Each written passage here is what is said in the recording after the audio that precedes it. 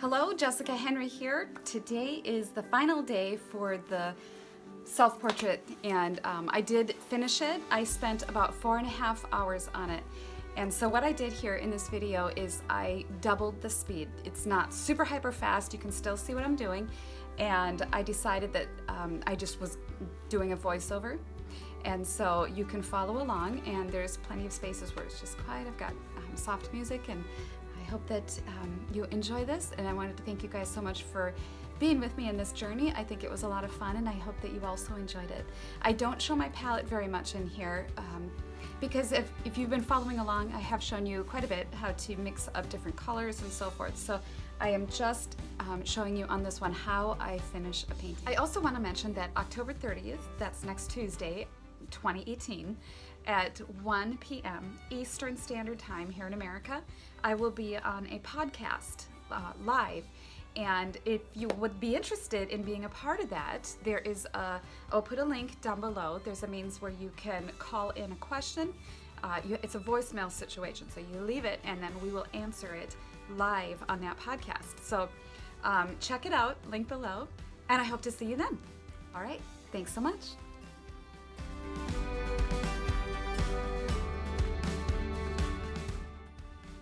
Well, welcome back to the final installment of this conclusion for this painting.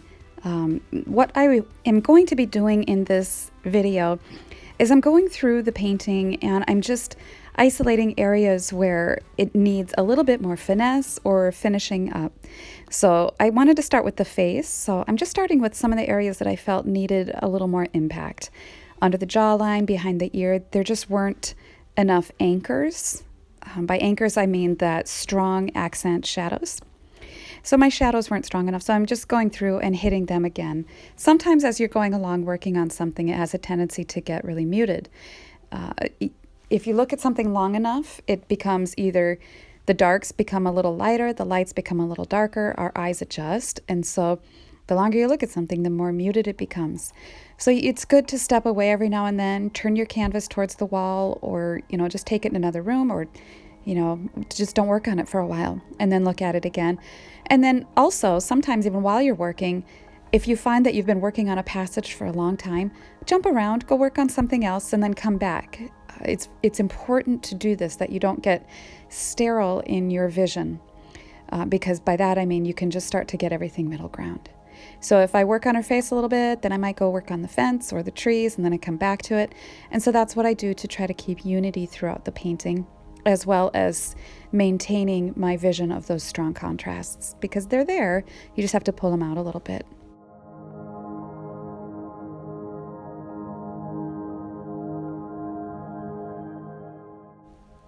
Now, I know as artists, we're often working really hard to get the likeness of a person.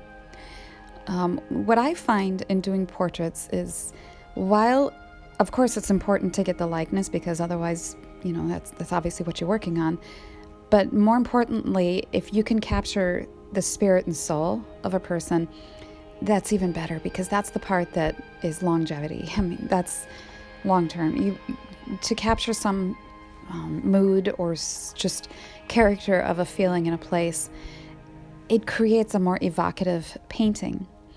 So in this case, while I'm working really hard to make sure that it does look like me, I want the spirit of this more than anything. And I always look to Rembrandt to see how he captured the soul of a person on a canvas, and the twinkle in the eye, or a little tear, or a tilt of the head, or a slight muscle twitch in the corner of a mouth, whatever. Those are things that I think make a portrait more lasting than a perfect likeness. Honestly, anyone can work at becoming a photorealist, but not everyone is able to capture that heart and soul. So if you can balance that, yes, try to get the likeness, that's very important, but see what that element is more so in your subject that you're painting of a portrait. Really get into figuring out who this person is, and it'll make a more interesting painting. So as I'm working on my hands, I am just blocking in just the major color patterns. I see light, medium, and dark. So for the light, I'm just using cad yellow, a little white, a tiny bit of alizarin. And then as it turns towards the shadows, I'm adding a little bit more alizarin and ochre. And then down below, I have that mixture of the ultramarine blue and sienna added into that skin mixture.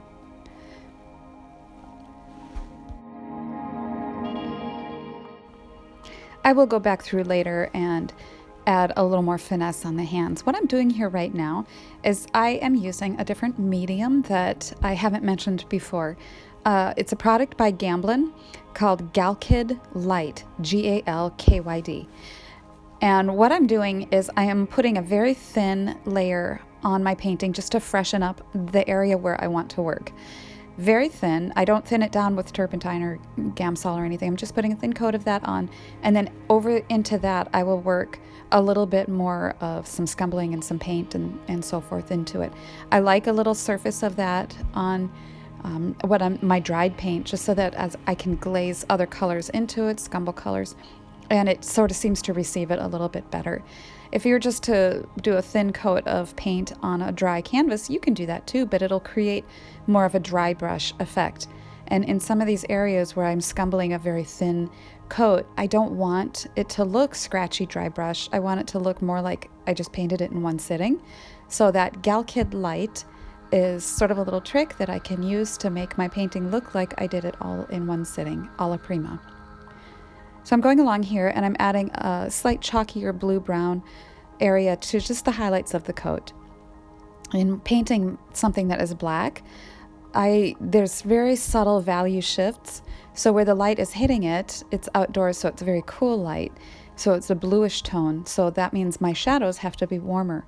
So in the shadows of the coat, I add a little bit more burnt sienna so that they have that warm, cool balance.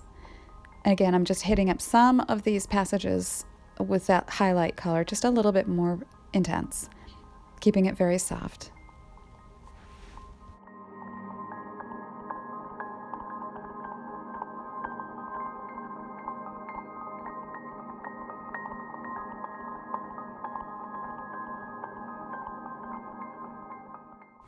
You can see how by adding that thin coat of the Galkyd that it brings out that dried, sunken in, chalky look that happens with paint.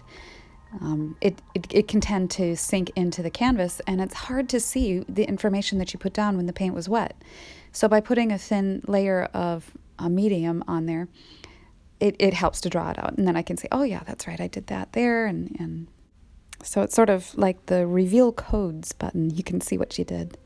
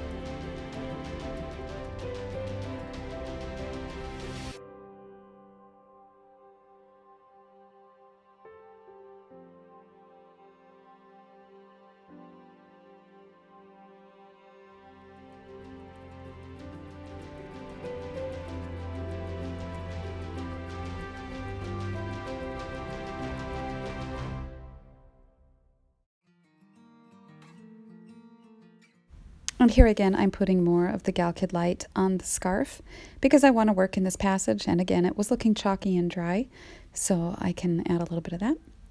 And I'm going to just pull out some more of the sculpting in the scarf because I wanted a stronger feeling of light hitting the top surface where my shoulder is bending it.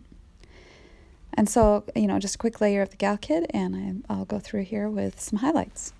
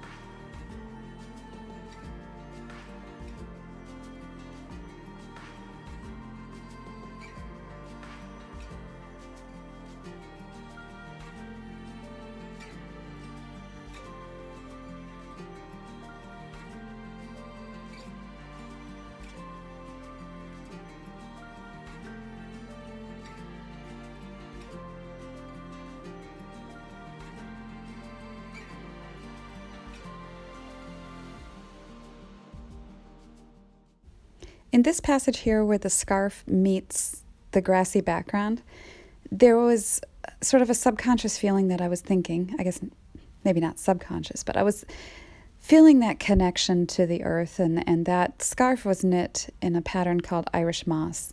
And it reminds me of the color of the grass in Ireland, and that area there in the front where the color is so similar to the color that's in the background.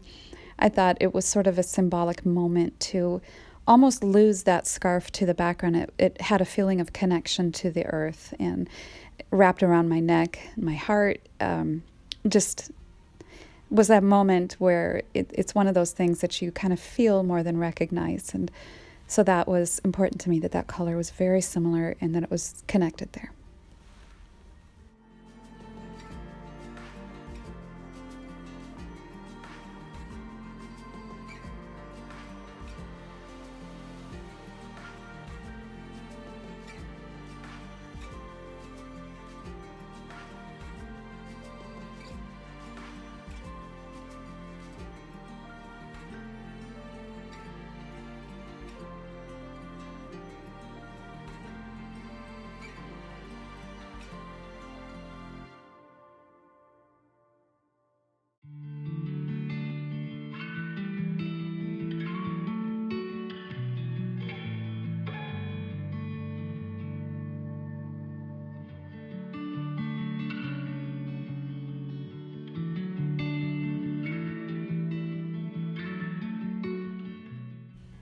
All right, so now I'm just hitting the face up with a little bit more highlights. As I mentioned earlier, that oil paints always dry a little bit darker, and it really doesn't matter how bright you paint them. The next day, you'll go back and say, "Gosh, I thought I painted that a little brighter."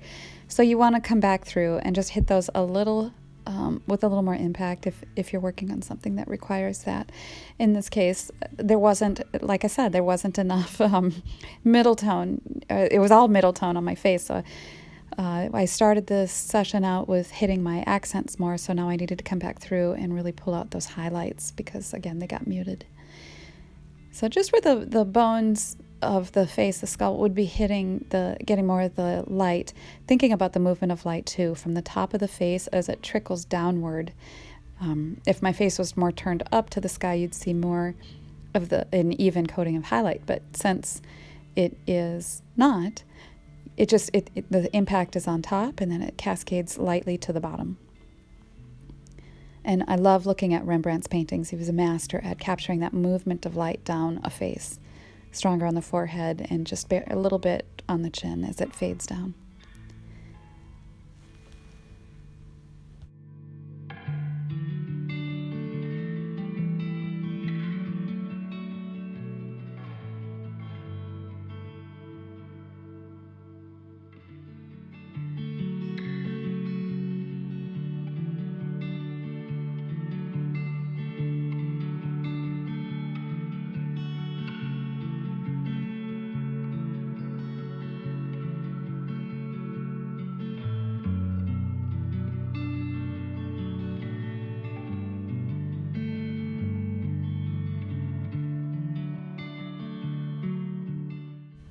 Typically, when I'm doing a portrait, the ears get a lot less attention because they are not a key factor that we're interested in really looking at in looking at a portrait. Usually, it's the eyes and the mouth. But in this case, we have the ears straight on, and it did require more finesse and attention than typically I would give in a painting. So with that, it's just a matter of sculpting it out. You have the highlight on top, and just like the movement of light that you would do on the front of a face, the same thing with an ear. The top is getting more light, the bottom less. And then as the ear pieces inside pick up light, just sculpt them out a little bit of CAD red medium to give some of that blood flow appearance in there.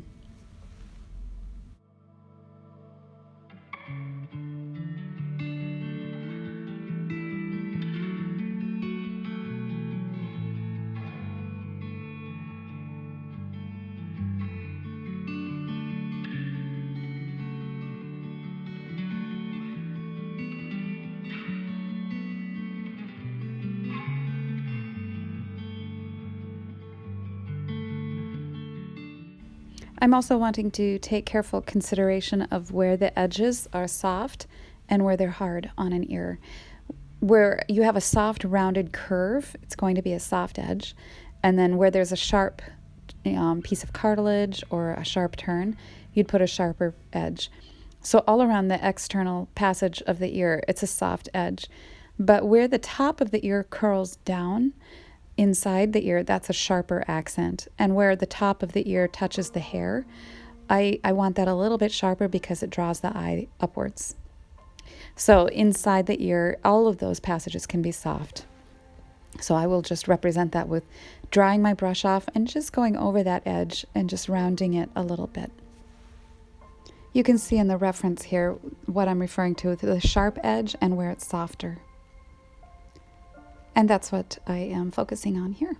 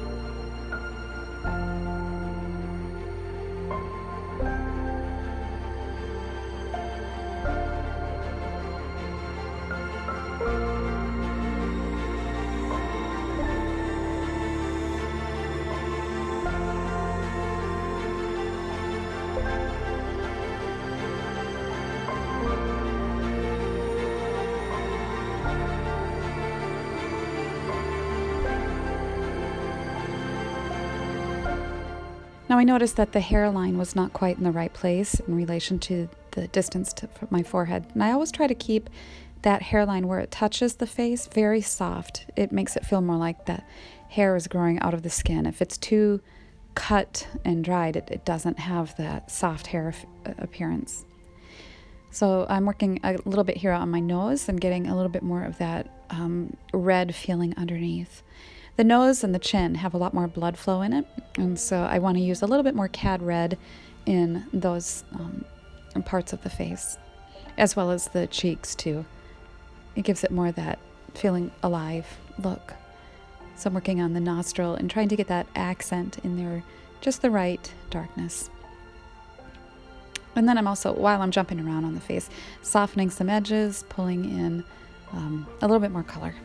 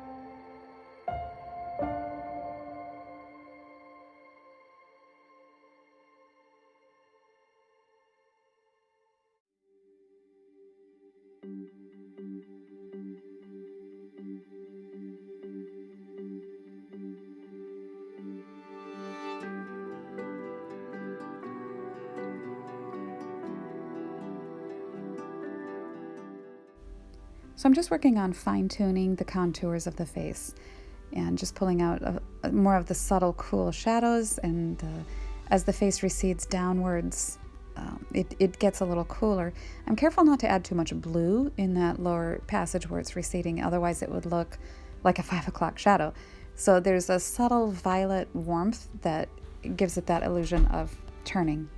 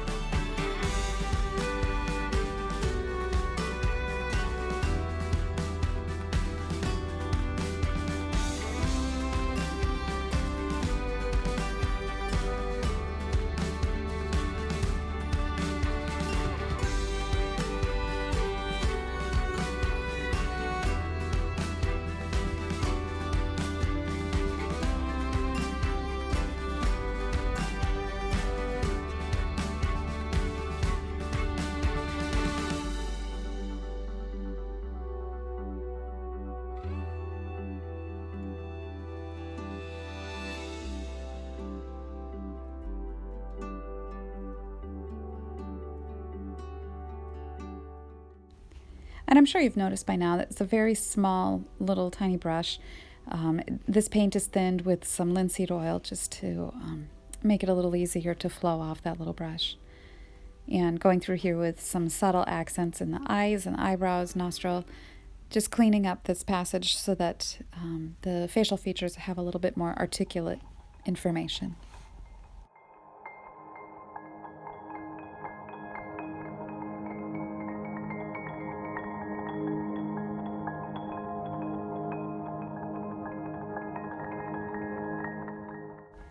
So I'm working on the eyes, and I was kind of glancing a little bit off to my right.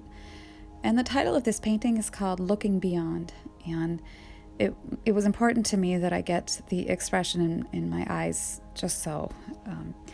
Because I didn't want to be looking at the gravestones or anything. I'm kind of looking beyond that world into another world. And, you know, the painting itself is symbolic of being in the world that we are in now, and realizing that there is something beyond, and not just about death, but about excuse me, life, and more than our present circumstances and so forth. So there's a lot to this painting, and the expression was very important. And you can see up close on my eye that I'm kind of glancing off, and I wanted that illusion of feeling hopeful and optimistic with that light on my face, and even with my mouth just open a little bit, just that expectant, you know, oh. So that was my concept there.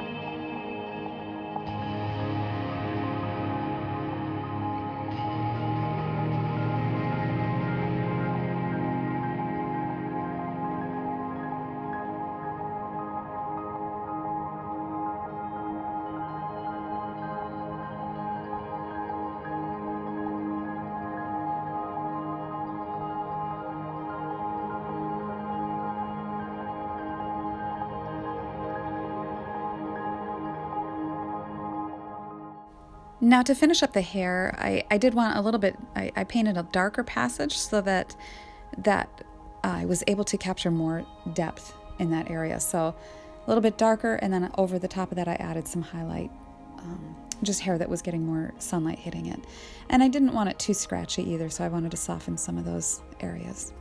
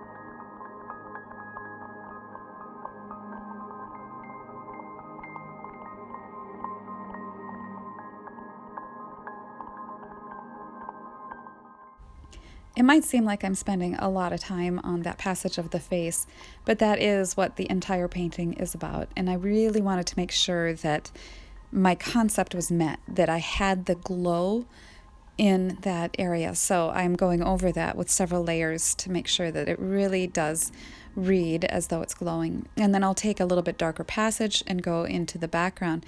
And I pushed that grass a little bit darker around my face so that it really did pop. Same with around my forehead. There's that darker passage of trees that I wanted to really create that area to frame in the face. Our eye is always drawn to the area of the greatest contrast. And so that was important to me, that helped to isolate that area of notice.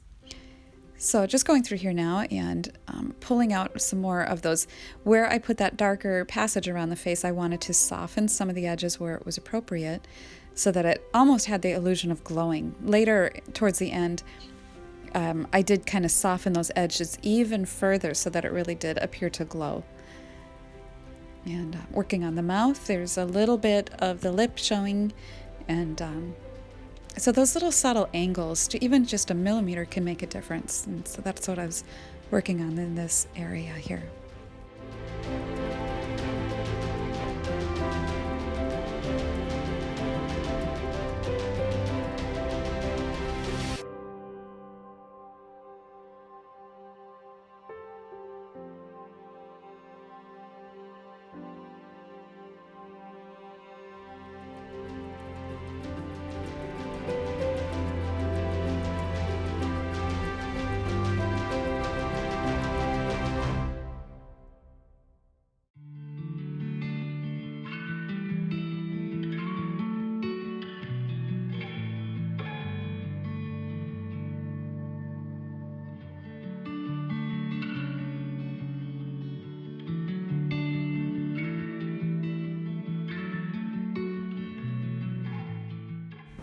Okay, so now I take some time and work on the foliage and trees in the background, and I start out with the darker shadow color underneath the bushes and where the bushes have to turn to go under, and just using a darker ultramarine blue, a little bit of yellow ochre, a little bit of sienna to really push that accent. And then again, wanting that contrast near the face, I popped in some of that highlighted green to to really show the light hitting that area and draw the eye right to that part of the painting. I don't want the eye going further back because I want to keep it near the center of interest. So those trees back there, although they would have been receiving highlight like the ones in front, I made that decision to make those a little bit softer and muted back there. So without making that too interesting, I wanted to soften some of those bright accents that I put on there. So I spent some time in here just making those decisions about leading the eye, and I don't follow the exact image in the reference that I'm looking at, but I do use it as reference, and so just taking my ideas from it. I work on some of the bushes and things, and I liked the passage there too of these trees because I felt that it sort of framed in the foreground with a soft, comforting feeling.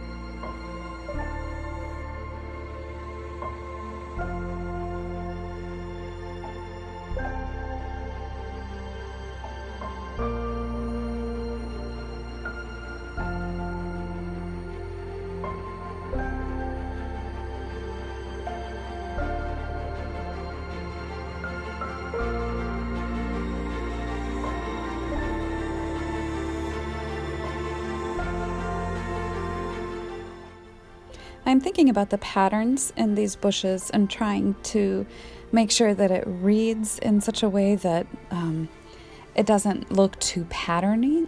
I want it to look natural. So I'm really just trying to pull out some of the balance of, where the darks are going to be in relation to the lights. And I also didn't want it to be too detailed. So I'm going through there with a bigger brush every once in a while and just softening some of that information while still maintaining the integrity of the different layers of cool and warm vibrancy.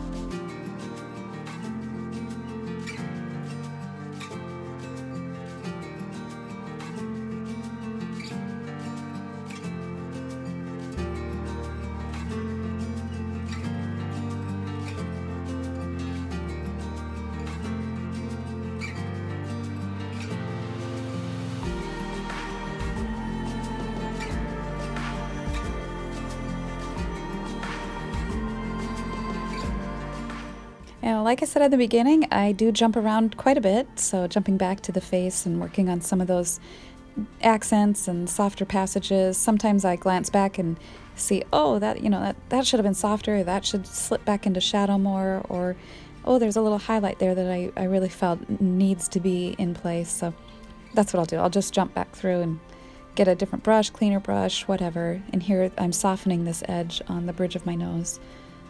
I want that feeling to turn, like it turns and goes back too. And the chin, of course, didn't have quite enough cadmium red in it to make it appear fleshy, like there's blood in that area. So I wanted to pull in a little more of that. Different passages in here. Needed a little bit more finesse, a little more accent there.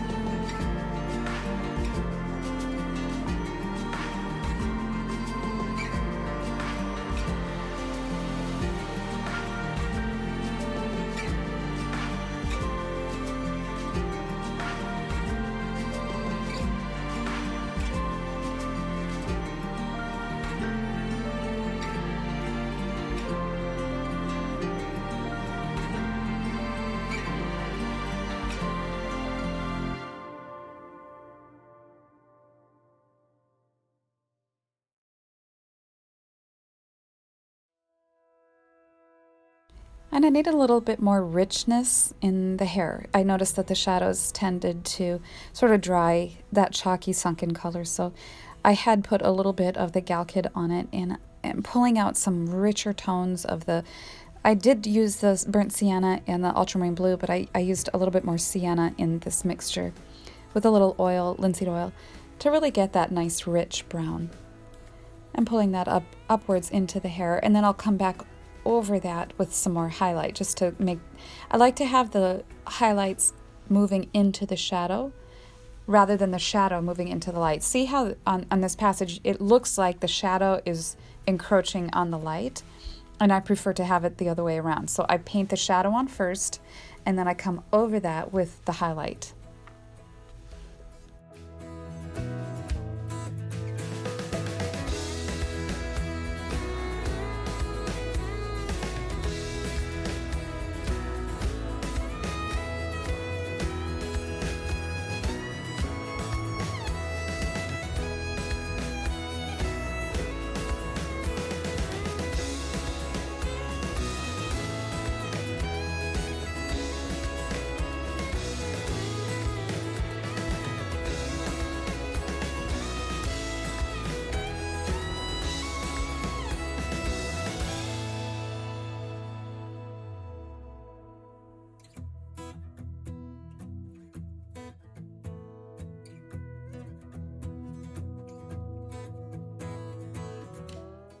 So I spent some time now going around the canvas working on just finishing up areas. So I'm working on this further background passage with the trees, paying attention to the feeling of movement. The trees on my right, way back there, are warmer, as you can see, a little bit more golden yellow here. And then as they move off to the left, they're bluer and a little more background.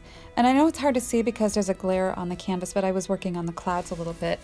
And I was angling the clouds upwards left direction just to keep that feeling of movement. And so that was, they weren't there, of course, but I wanted them to be, I painted them in just to help direct the eye flow. So we come up, my hands, my face, then go back into the background, but those clouds pointed leftwards kind of kept us in this serpentine pattern. And so that's right in here, I'm keeping some of the cool patterns in the leaves and trees, keeping everything in that background cooler in tone. Little subtle bits of warmth, but just not much. A little bit of, there's even some rosy tones in those bushes a little bit too. And you'll see throughout the painting I did add little bits of that redness, even in the book, just a little bit to balance out so that there were more pieces of red throughout the painting. So here again, now I'm coming back to the hair and putting the lights now over the top and into the shadows instead of the shadows coming into the light.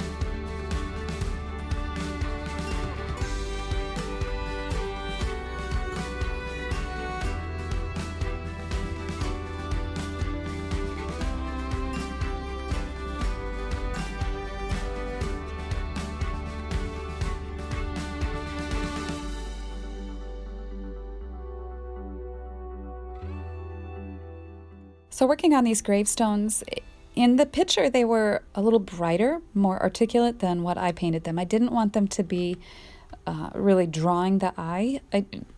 Just a little subtle feeling to them. I come back through here with a little bit more subtle brush working. I just want them to be more suggested. And it isn't about a sad painting with gravestones and so forth, but rather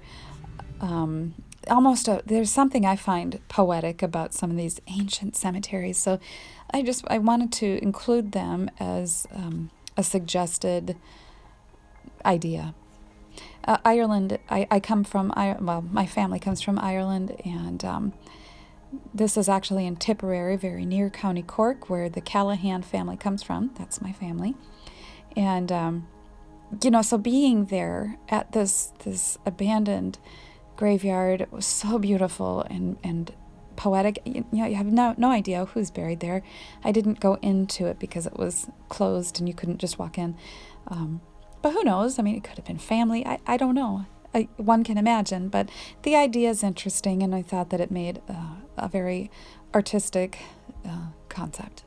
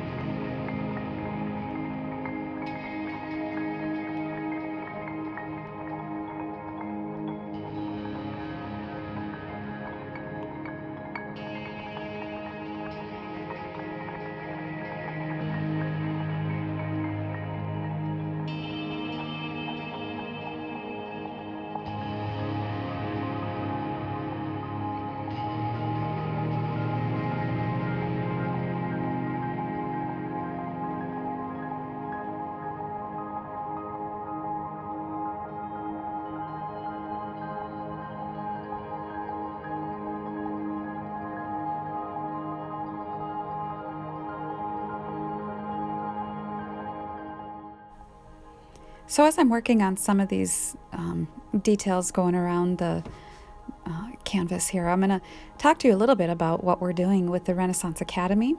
As many of you know, I have co-founded and am the main instructor for the Renaissance Academy of Fine Arts. And we're actually in the portrait section of the calendar year. It is a 32-week online art instruction program, and we start out with just basic drawing. 5 weeks of that. It's 1 day a week that the video and workbook is uploaded. Each day of each lesson gets 1 video and 1 workbook. So for the example, for the drawing workshop part of it, we had 5 sessions, and each session had worksheets and workbook. So the students print those off, and then they do the projects. And what makes it really unique is that we have our own private online Facebook page that only members have access to. So everybody posts their drawings or paintings or whatever. And there's some critiquing and a little bit of, everybody puts ideas and great conversation pieces up. And it's just a ton of wonderful camaraderie and very exciting just to see this whole thing taking shape. And so the first 5 sessions are drawing, and then we move into approaching color by the means of Victorian watercolor. So we have 3 weeks of Victorian watercolor and pen and ink. And then we move into doing landscape. And so the first 2 weeks of landscape, we have five weeks of landscape painting. No, it was 6 weeks of landscape painting. 2 weeks of it are learning to handle landscape painting from photos. And then the remaining 4 weeks, we did plein air painting. So I would go out and have a specific objective for each week. And, this week I'm painting water, this week I'm painting this or that. And so the students could go and find locations, do a plein air painting, print off their worksheets for that session, and follow along. And so then they'd post their paintings on the Facebook page, and we'd have chats about it, and it was just great. And from there, then we got into still life painting. And we did the still lifes, and 6 weeks of that, and people posted their own still lifes that they did and or followed along with the examples that I did in the lessons for each week. So after we finished the still life session, I knew that portraiture was coming up, but we had 2 weeks of master copy, and so I chose to demonstrate a Rembrandt self-portrait. I felt it was a good segue into portraiture to be able to look at what an old master did. So I demonstrated 2 weeks of working on a Rembrandt self-portrait, talking about his method and approach and how to work out skin colors and so forth, values and all that. And so then we are presently in the portrait section of the Renaissance Academy, and what we are doing is we are spending 5 weeks on one portrait. I am demonstrating the steps that one would take to get a likeness and get the drawing accurate, and then mixing up appropriate skin tones and so forth. People are welcome to follow along in their assignments, or they can select their own. And so we're having a wonderful time, and I'm teaching all kinds of other things in the process of the portrait section, such as mixing different skin tones. And this coming up week, we're going to be talking about painting eyes and mouths and so forth, and then get into the actual painting of the portrait that we're following along on. The remainder of the last 3 weeks of the year will be a final year-end painting where students will incorporate everything they've learned from the entire year to create one master painting. And that is it for 1 year. People are enrolling for the full year, or some are just buying the specific modules that they're interested in. Some people only want the plein air, or only want the portrait section, or just the drawing, whatever. And so those are all sold separately as well. So it's really a fabulous situation, and people can learn and follow along at their own time and convenience. So working here now, jumping back into the painting, as you saw, I was just working on some miscellaneous textural elements through the course of this. The gravel in the background, I wanted a mixture of cool and warm vibrancy through that. So I'm taking little choppier brush strokes. There's a warm underpainting, and then I added some cooler blue-gray texture on top. And little tiny up and down sideways strokes just to give that feeling of vibrancy, but not too distracting. So the value is the same as the warm brown that's underneath, but the top layer is a little cooler, so it has that interest. Now I'm adding a few darker accents just to break up the separation of where the gravel meets the grass.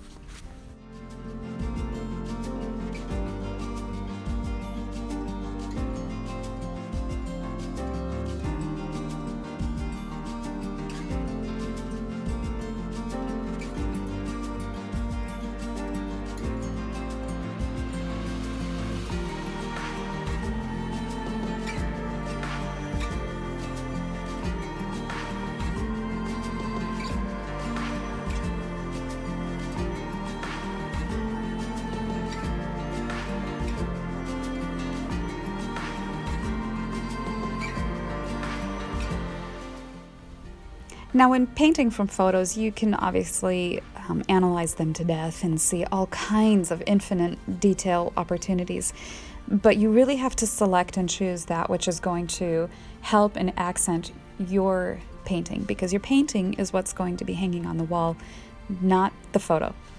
So in this case, there were little flowers back there in the cemetery, and I thought that they were important to convey a soft, kind feeling to the cemetery. I don't want cemeteries to look scary or haunting, but I love the feeling of a sentimental tenderness to that. So the flowers were important. They also added that one more element of redness to the painting. So it wasn't an overwhelming passage of green. It broke it up with a little bit of warmth and also that darker shadow underneath. So now there were leaves and gravel chunks and all kinds of other things on the ground. So I'm adding just a few in there. Now the book in my hands, and thank you for your suggestions. Many of you offered different ideas of what could be in my hands. As I mentioned in the other videos, I was holding my cell phone, which I didn't think was very appropriate. Well, one person commented that, why not keep your cell phone? It shows old world, new world. And I thought that's insightful, and that did have an interesting suggestion. And I appreciate the comment, but I think that I use the book analogy a lot in my life. I have an actual locket that is a book, and you open it up, it's my kids' pictures. But I compare many of our situations and our lives as another chapter. It's just the turning of a page, different chapters in our life. And so the analogy of holding a book in my hands with all of the deeper spiritual meaning of this painting, I thought was just an appropriate just a thing instead of a cell phone. Somebody had suggested the book, and I thought that was brilliant. Why didn't I think of that? So thank you for that suggestion. And other people suggested a journal or drawing materials, and there were really wonderful suggestions. But when I read that book, I thought, of course, it's perfect.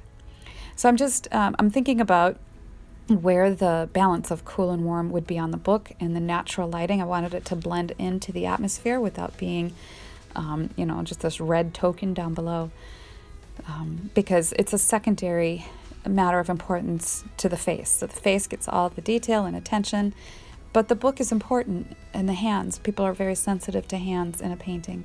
So I wanted those to really convey that emotion in that.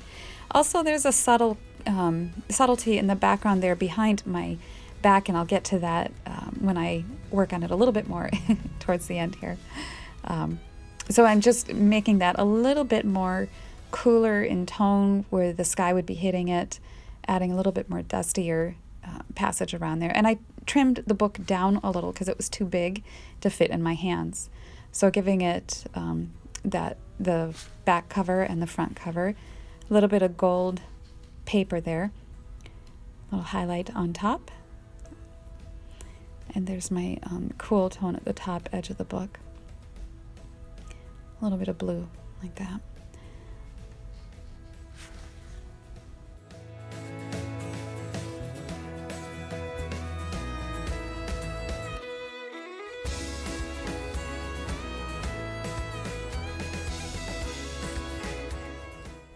And while I had this little tiny brush in my hands, I thought I would do just a little bit of gold filigree on the cover of the book. It really doesn't say anything in particular, just little darker accents of sienna, and then a little bit of cad yellow with some white painted right over the top of the sienna mixture gives you that illusion of gold. So with that little tiny brush, I'm going back through over my fingers and just pulling in some more information and then softening edges where it was needed.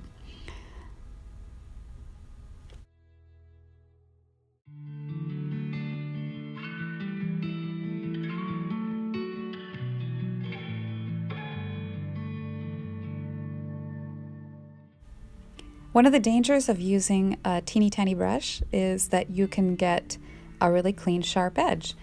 And unfortunately, there are very few occasions when you have a very clean, sharp edge in life. Most things have a softer edge, some very soft and some more subtle, but unless you're painting a crisp edge of paper or a flower petal or something, we typically do not see a very clean, sharp edge. So when you're using a teeny tiny brush, make sure that when you have one thing meet another thing, that you can soften those edges. Wipe the brush off, clean it out, wipe it off, and then with a dryish edge, soften those edges. And so that's what I'm doing too here on my fingers, where I had one color meeting another color, middle tone meeting a highlight. I'm just softening those a little bit. I'm hesitant to say blending because I don't like the term blending, because it suggests that you're losing the integrity of the color and the value masses. So just between my middle tone, my highlight, I'm softening that transition edge where those two masses meet. So I'm not exactly blending, but I'm just losing an edge.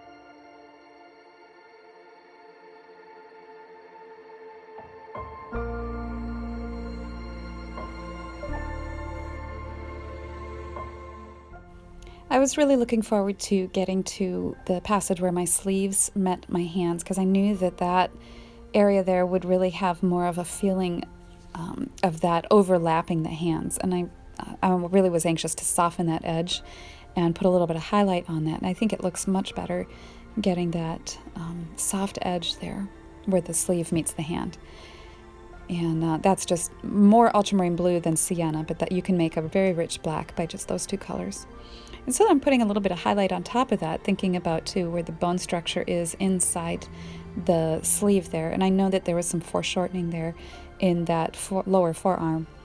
So I'm just working on just pulling out a few of those highlights and darker accents and shadows where that anatomy was taking place inside there. little bit of highlights on the sleeve, and that area was pretty much taken care of with that.